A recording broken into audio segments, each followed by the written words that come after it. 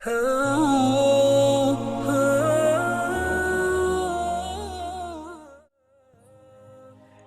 عمر رضی اللہ تعالیٰ عنہ کے زمانے میں ایک پرہیزگار نوجوان تھا۔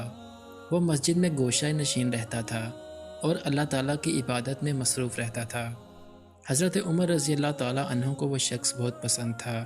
اس جوان کا بوڑھا باپ بھی زندہ تھا اور وہ شخص عشاء کی نماز کے بعد اپنے بوڑھے باپ سے ملنے روزانہ جایا کرتا تھا۔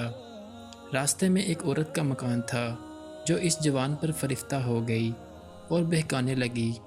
روزانہ دروازے پر کھڑی رہتی اور جوان کو دیکھ کر بہکایا کرتی۔ ایک رات اس شخص کا گزر ہوا تو اس عورت نے بہکانا شروع کیا، یہاں تک کہ وہ شخص اس کے پیچھے ہو گیا۔ جب وہ اس عورت کے دروازے پر پہنچا تو پہلے عورت اپنے مکان میں داخل ہو گئی، پھر یہ شخص بھی داخل ہونے لگا۔ اچانک اس نے اللہ تعالیٰ کو یاد کیا اور یہ آیت اس کی زبان سے بے ساختہ جاری ہو گئی۔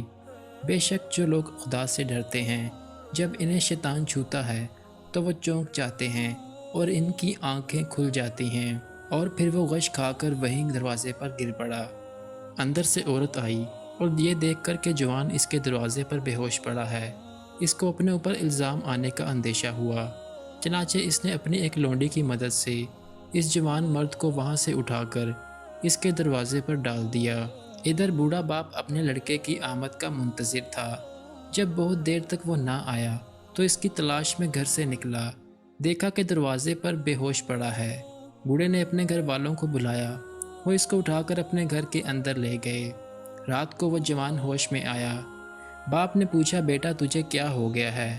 اس نے جواب دیا، خیریت ہے۔ باپ نے واقعے کی حقیقت دریافت کی تو اس نے پورا واقعہ بیان کر دیا۔ پھر باپ نے پوچھا، وہ کون سی آیت تھی جو تو نے پڑھی تھی؟ یہ سن کر بیٹے نے مذکورہ بالآیات پڑھ کر سنا دی اور پھر بے ہوش ہو کر گر پڑا۔ اس کو ہلایا گیا تو معلوم ہوا کہ وہ مر چکا ہے، چنانچہ رات ہی کو دفن کر دیا گیا۔ جب صبح ہوئی اور حضرت عمر رضی اللہ تعالیٰ عنہ کو اس کے انتقال کی خبر ملی تو مرحوم کے بوڑھے باپ کے پاس تعزیت کے لیے گئے۔ تعزیت کے بعد شکایت کی کہ مجھے خبر کیوں نہ دی؟ اس نے کہا، امیر المؤمنین رات ہونے کی وجہ سے اطلاع نہ دے سکے۔